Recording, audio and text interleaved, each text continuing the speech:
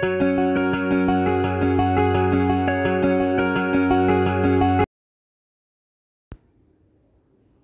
అండి.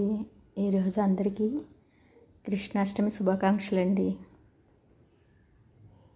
కృష్ణాష్టమి పండుగ అంటే అందరూ ఎంతో ఇష్టంగా చేసుకునే పండుగ అండి. ఈ కృష్ణాష్టమి రోజు ఇస్కాన్ టెంపుల్కి వెళ్ళాలని అనుకుంటున్నాము. మా కుమారక్క ఫోన్ చేసి ఇస్కాన్ టెంపుల్కి వెళ్దామా అని అడిగింది. సరే అక్క, వస్తానని చెప్పాను. ఈలోపు ఆ కృష్ణుడు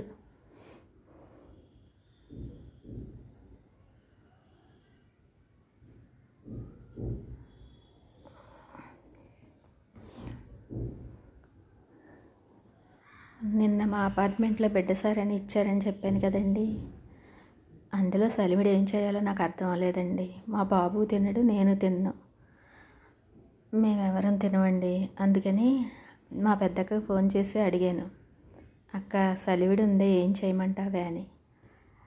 అప్పుడు మా అక్క చెప్పింది, సలివిడిలో పాలు కలిపి చక్కగా నువ్వులేసి కొంచెం గోధుమ పిండి వేసి పొంగడాల్లా చేయవే, చాలా బాగుంటాయని చెప్పింది. సరే కదా అని చేద్దామని ఈలోపు మా ఇంట్లో పూసిన పువ్వులు కోసి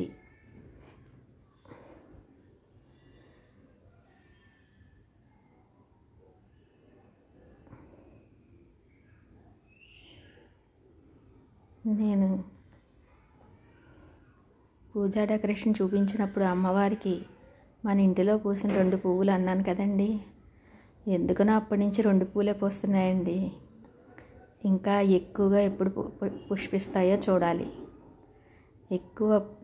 ఇంకా ఎక్కువగా పూసి ఆ స్వామిని చక్కగా ఆ పుష్పాలతో నేను పూజించుకోవాలి.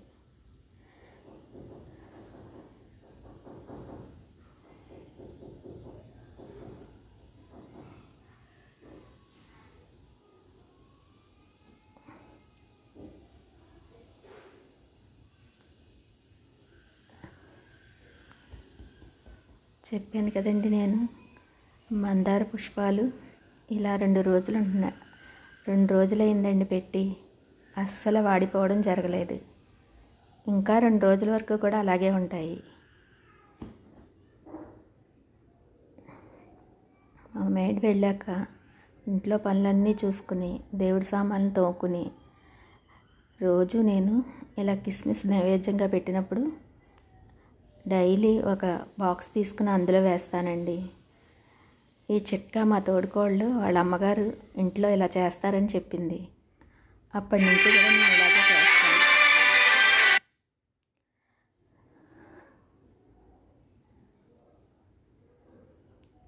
స్వామివారికి ఇలాగా దీపారాధన చేసుకుని ఈరోజు బ్రేక్ఫాస్ట్గా బియ్యపు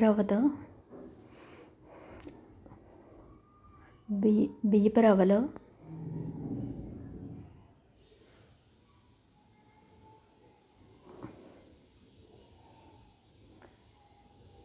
పొంగడాలకి మనం ఏర్పాటు చేసుకోవాల్సినవి ఏమిటంటే 1 కప్పు పాలు, చలిమిడి, అలాగే బియ్యపు రవ్వ ఉప్మా,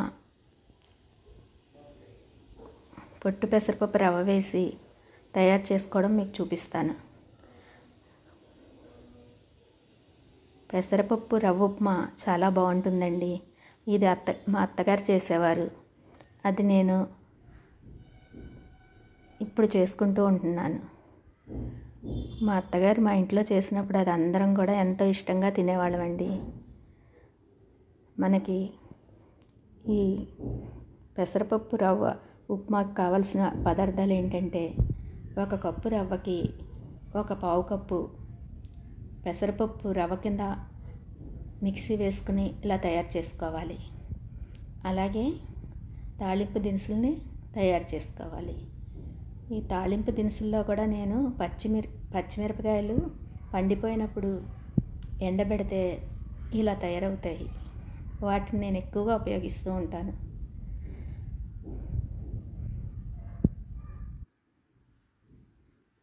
తర్వాత మనం పొయ్యి మీద గిన్నె పెట్టి గిన్నె వేడెక్కాక నెయ్యితో చేసుకుంటే చాలా బాగుంటుందండి. ఒక 2 స్పూన్లు నెయ్యి వేసుకోవాలి.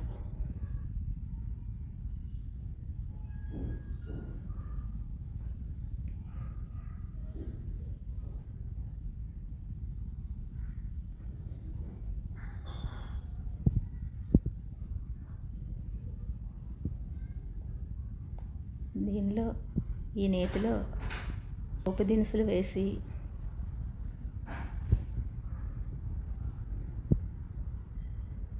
చక్కగా వేపుకోవాలి. మనం రవ్వ, పెసరపప్పు రవ్వ 1.5 కప్పు తీసుకుంటే మనం దానికి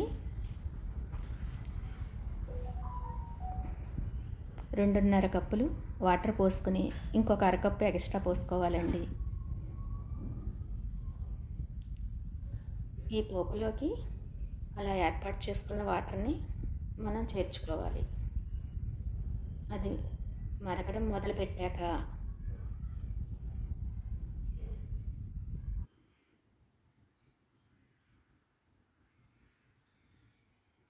కొంచెం ఉప్పు కూడా చేర్చుకోవాలి. రుచికి సరిపడా ఉప్పు వేసుకోవాలండి. ఇది నేతితో చేసుకోవడం వలన చాలా గుమగుమలాడుతూ మంచి వాసనతో ఎంతో రుచిగా ఉంటుంది.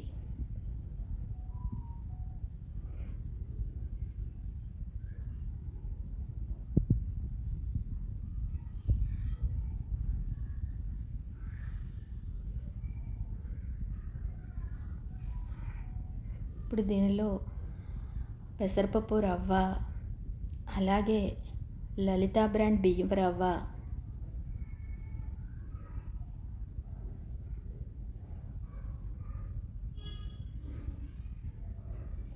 వేసుకుని చక్కగా కలుపుకుని మనం కుక్కర్లో అయితే 2 విజిల్స్ వచ్చేటట్టు చూసుకోవాలండి. అలాగే ఓవెన్లో పెడితే 10 మినిట్స్ పెట్టుకుంటే మనకి ఎంతో గుమగుమలాడే బియ్యపు రవ్వ ఉప్మా రెడీ అవుతుందండి.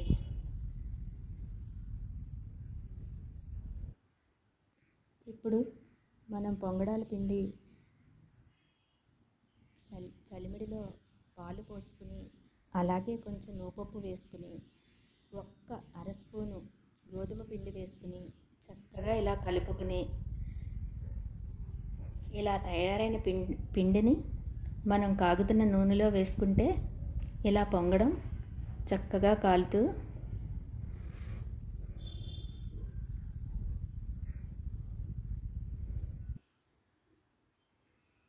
సిమ్లో పెట్టుకుని మనం చక్కగా కాలనివ్వాలండి. అలా వేగాక గోల్డెన్ బ్రౌన్ కలర్ వచ్చాక రెండో వైపుకి తిప్పుకోవాలి.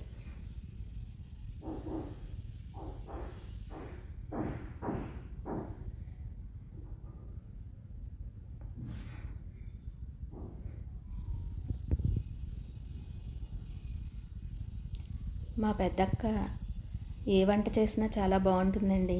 అందుకే మా అక్కని సలహాలు అడిగి మేము చేస్తామండి. మా అక్క ఎంతో ఓపికగా చెప్తుంది. మా అక్కకి ఎంత సహనం అంటే మామూలుగా సహనంగా ఉండదండి. చాలా సహనంగా ఉంటుంది. మా అక్కని చూసి మేము ఓర్పు సహనం నేర్చుకున్నాము. మా పెద్దక్క అంటే మాకు చాలా ఇష్టమండి. మా పెద్దక్క చేసే వంటలన్నా కూడా నాకు చాలా ఇష్టమండి. వంటల్లో ఏది కావాలన్నా మా అక్కకే ఫోన్ చేస్తాం.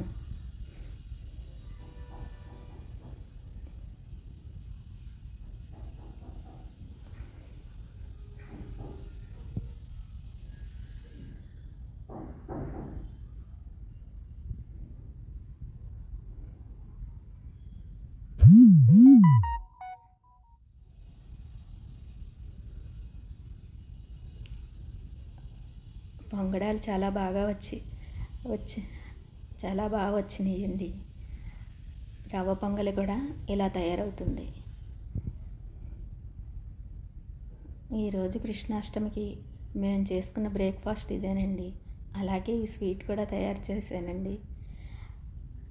ఈ పొంగడాలు ఎలా ఉన్నాయో ఈ రవ్వ పొంగల్ ఎలా ఉందో మీరు కామెంట్ సెక్షన్లో నాకు చెప్పండి. నా ఛానల్ మీకు నచ్చితే కనుక షేర్, లైక్, సబ్స్క్రైబ్ చేయడం మటుకు మర్చిపోకండి. పక్కనే ఉన్న బెల్ సింబల్ని టచ్ చేస్తే నేను ఫర్దర్గా పెట్టే వీడియోస్ అన్నీ మీకు రీచ్ అవుతాయండి. పొంగడాలు, పెసరపప్పు రవ్వ ఉప్మా, అలాగే తయారు చేసుకున్నాక నేను ఎప్పటి వస్తువులు అప్పుడు తీసేస్తూ ఉంటాను. అందుకనే ఎప్పుడు కిచెన్ ఇలా నీట్గానే ఉంటుంది. ఇంట్లో కూడా నేను ఎప్పుడు పనుల అశ్రద్ధ చెయ్యను. ఎప్పటి పనులు అప్పుడు పూర్తి చేసుకోవాలని చూస్తాను. ప్రతి ఇల్లాలు ఇలా చక్కగా ఇష్టంగా చేస్తే ఏ పనైనా కష్టం లేకుండా ఉంటుందండి.